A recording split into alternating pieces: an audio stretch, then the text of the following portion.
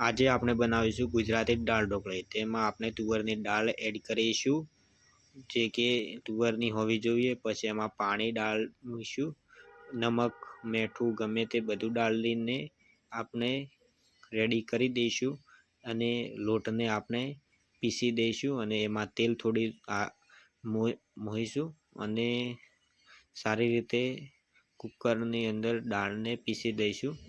એનું પેસ્ટ કરીને આપણે ટામેટા નાખીને પેસ્ટ બનાવી દઈશું અને કરી દઈશું। એક ચમચી તેલ નાખીને અને એમાં ખડા મસાલા બધા નાખીને આપણે તડકો મારી દઈશું, જે કે દાળ ઢોકળી ઉપર। અને દાળ ઢોકળી તમે ખાવા જેવી એકદમ સુપર દાળ ઢોકળી બની જશે।